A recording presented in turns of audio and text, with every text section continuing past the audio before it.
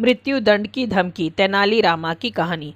तथाचार्य कृष्णदेव राय के दरबार में राजगुरु थे। वे तेनाली रामा से बहुत ईर्ष्या करते थे। उन्हें जब भी मौका मिलता तो वे तेनाली रामा के विरुद्ध राजा के कान भरने से नहीं चूकते थे। एक बार क्रोध में आकर राजा ने तेनाली रामा को मृत्यु दंड देने की घोषणा कर दी, परंतु अपनी विलक्षण बुद्धि और हाजिर जवाबी से तेनाली रामा ने जीवन की रक्षा की। एक बार तेनाली रामा ने राजा द्वारा दी जाने वाली मृत्युदंड की धमकी को हमेशा के लिए समाप्त करने की योजना बनाई।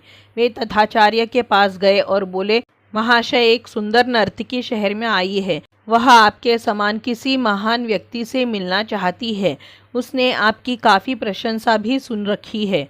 आपको आज की रात उसके घर जाकर उससे अवश्य मिलना चाहिए, परंतु आपकी बदनामी न हो इसलिए उसने कहलवाया है कि आप उसके पास एक स्त्री के रूप में जाएंगे। तथाचार्य तेनाली रामा की बातों से सहमत हो गया। इसके बाद तेनाली रामा राजा के पास गए और वही सारी कहानी राजा को सुनाई। राजा की 2 पत्नियां थीं तथा वे एक और नई पत्नी चाहते थे, अतः वे भी स्त्री के रूप में उस नर्तकी से मिलने के लिए तैयार हो गए। शाम होते ही तेनाली रामा ने उस भवन की सारी बत्तियां बुझा दी जहां उसने राजगुरु और राजा को बुलाया था। स्त्री वेश में तथाचार्य पहले पहुंचे और अंधेरे कक्ष में जाकर बैठ गए। वहीं प्रतीक्षा करते हुए उन्हें पायल की झनकार सुनाई दी। उन्होंने देखा कि एक स्त्री ने कमरे में प्रवेश किया है, परंतु अंधेरे के कारण वह उसका चेहरा ठीक से नहीं देख पाए। वास्तव में राजगुरु जिसे स्त्री समझ रहे थे वह स्त्री नहीं बल्कि राजा ही थे और वार्तालाप शुरू होने की प्रतीक्षा कर रहे थे। थोड़ी ही देर पश्चात कमरे की खिड़की के पास खड़े तेनाली रामा को आवाज़ सुनाई पड़ी, प्रिय, तुम मुझे अपना सुंदर चेहरा क्यों नहीं दिखा रही हो?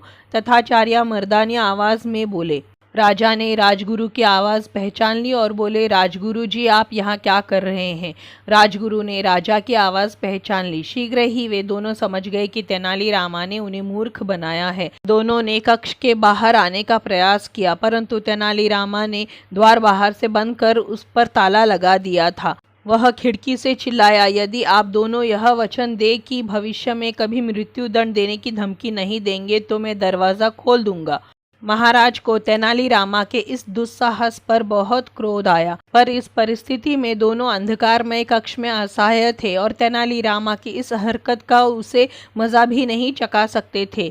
ऊपर से दोनों को बदनामी का डर था सो अलग, और दोनों के पास अब कोई रास्ता भी नहीं बचा था।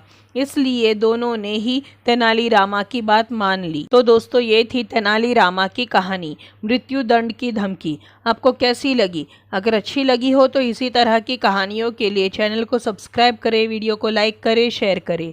धन्यवाद।